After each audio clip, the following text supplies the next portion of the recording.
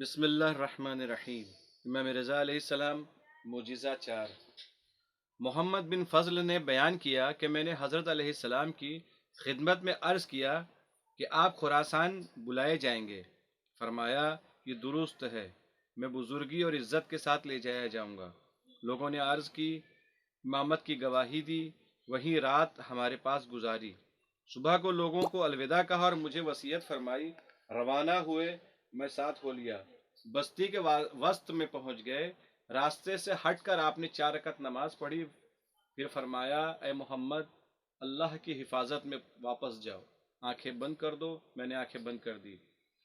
فرمایا آنکھیں کھول دو۔ میں نے کھول دیا تو میں اپنے گھر کے دروازے پر بصرہ میں موجود تھا۔ پھر آپ نے امام رضا علیہ السلام کو کہیں نہ دیکھا۔ حج کے زمانے میں سندھی اور اس کے بال بچوں کو مدینہ میں لے گیا۔ والسلام علیکم ورحمۃ اللہ۔ معجزہ 5۔ محمد بن فضل سے مروی ہے کہ امام رضا علیہ السلام نے بصرہ سے جاتے وقت مجھے وصیت فرمائی تھی کہ تم کوفہ میں جاؤ اور وہاں شیعوں کو جمع کرو اور انہیں آگاہ کرو کہ میں آ رہا ہوں، اور مجھے حکم دیا کہ میں حفص بن عمیر لشکری کے گھر میں قیام کروں۔ میں کوفہ میں آ گیا اور شیعوں کو بتایا کہ امام رضا علیہ السلام تشریف لا رہے ہیں۔ ایک دن میں نصر بن مزاحم کے پاس بیٹھا ہوا تھا کہ امام رضا علیہ السلام کے نوکر سلام کا وہاں سے گزر ہوا۔ میں نے سمجھ لیا کہ حضرت تشریف لائے ہیں۔ میں جلدی حفص بن عمیر کے گھر آیا۔ حفص کے گھر تشریف رکھتے تھے۔ حضرت میں نے آپ کی خدمت میں سلام عرض کیا۔ فرمایا شیعوں کے لیے کھانا تیار کرو۔ میں نے عرض کیا حسب ضرورت تیار کر چکا ہوں۔ فرمایا اللہ تعالیٰ کی ذات کی حمد جس نے تمہیں اس بات کی توفیق عطا کی۔ ہم نے شیعوں کو جمع کیا، انہوں نے کھانا کھایا۔ فرمایا اے محمد، دیکھو کوفیوں میں کوئی متکلم اور عالم موجود ہو تو اس کو لے آؤ۔ ہم ان لوگوں کو حضرت کی خدمت میں لائے۔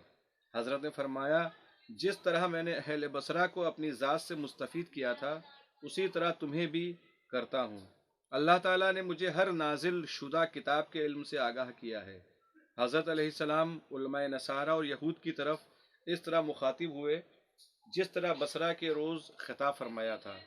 نصارہ کا ایک شخص علم، جدل اور انجیل کے جاننے میں مشہور تھا۔ حضرت نے اس سے فرمایا کیا تم اس صحیفے کو جانتے ہو جس میں 5 نام تحریر تھے، اور اس صحیفے کو عیسیٰ علیہ السلام گردن سے باندھے رکھتے تھے؟ جب مشرق میں اس کو کھولتے تو فوراً مغرب میں آتے۔ ان 5 ناموں میں سے ایک نام کی قسم اللہ کے ساتھ اٹھاتے تو ان کے لیے زمین لپیٹ دی جاتی، ایک لمحے کے اندر مشرق سے مغرب اور مغرب سے مشرق میں موجود ہو جاتے۔ اس نے عرض کیا مجھے اس بات کا علم ہے کہ آپ کے پاس ایک صحیفہ تھا اور 5 نام تھے، اور وہ سب کے ذریعے یا ایک نام کے ذریعے اللہ تعالیٰ سے سوال کرتے، جو چیز چاہتے وہ اللہ تعالیٰ آپ کو عطا کرتا تھا۔ امام علیہ السلام نے فرمایا اللہ اکبر، تم نے اسماء کا انکار نہیں کیا اور یہی مطلوب ہے۔ فرمایا اے لوگوں، وہ شخص زیادہ انصاف کا مالک نہیں ہے جو اپنے فہم سے اس کی ملت، کتاب، نبی اور ان کی شریعت سے دلیل پیش کرے۔ ان سب نے کہا ہاں ایسا ہی ہے۔ امام علیہ السلام نے فرمایا تمہیں علم ہونا چاہیے محمد صلی اللہ علیہ وآلہ کے بعد امام وہ شخص ہو سکتا ہے جو اس چیز پر قائم ہو جس پر محمد صلی اللہ علیہ وآلہ قائم تھے۔ امام اس وقت تک امام نہیں ہو سکتا جب تک کہ وہ تورات، انجیل، زبور اور فرقان حکیم کا عالم نہ ہو اور ہر ایک قوم اپنی کتاب سے اس سے دلیل حاصل نہ کر سکے۔ وہ تمام زبانوں کا عالم ہوتا کہ اس سے کوئی چیز اور زبان مخفی نہ ہو۔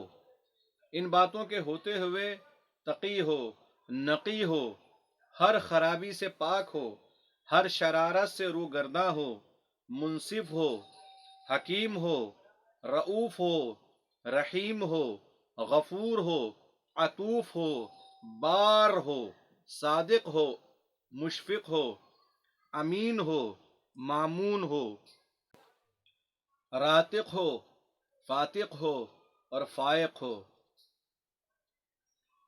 رسول اللہ صلی اللہ علیہ وآلہ نے وفات کے وقت علی علیہ السلام کو بلایا اور آپ سے وصیت کی اور آپ کے حوالے وہ صحیفہ کیا جس میں اسما تھے جن کے ذریعے اللہ تعالیٰ نے انبیاء و اوصیاء کو مخصوص کیا تھا۔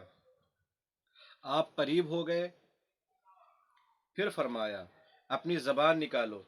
آپ نے زبان نکالی، اس پر اپنی مہر لگائی، پھر فرمایا اے علی، میں اپنی زبان تیرے منہ میں دیتا ہوں، اسے چوسو اور جو کچھ میری طرف سے پاؤ اس کو نگلو۔ اللہ تعالیٰ تجھے وہ چیز سمجھائے گا جو مجھے سمجھائی، وہ بصیرت دے گا جو مجھے دی، نبوت کے سوا وہ علم دے گا جو مجھے دیا، میرے بعد کوئی نبی نہیں ہوگا۔ اسی طرح ایک امام علیہ السلام کے بعد دوسرا ہوتا ہے۔ جب موسیٰ کاظم علیہ السلام نے انتقال فرمایا، میں نے ہر زبان، ہر کتاب، گزشتہ اور آنے والے علم کو بغیر تعلیم کے جان لیا۔ یہ انبیاء کے راز ہیں، اللہ تعالیٰ ان پر یہ راز ودیعت کرتا ہے، وہ اپنے اوصیاء کے سپرد کرتے ہیں۔ جو شخص ان باتوں کو نہیں جانتا اس کے پاس کچھ بھی نہیں ہے۔ ولا قوت الا باللہ۔ معجزہ 5۔ محمد بن عیسیٰ ہشام عیاشی سے روایت کرتے ہیں کہ میں نے مکہ میں اپنے لڑکے کی خاطر 2 سعیدی اور بہت عمدہ کپڑے تلاش کیے مگر حسب منشا نہ مل سکے۔ میں مدینہ میں آیا اور واپسی کے وقت امام رضا علیہ السلام کی خدمت میں حاضر ہوا۔ میں نے آپ کو الوداع کہا، چلے جانے کا ارادہ کیا۔ آپ نے 2 سعیدی نقش و نگار والے کپڑے طلب فرمائے، یہ وہ کپڑے تھے جن کی تلاش میں تھا۔ حضرت علیہ السلام نے ان کو میرے حوالے کیا اور فرمایا اپنے بیٹوں کے لیے لے جاؤ۔ اللہم صلی علی محمد و علی محمد۔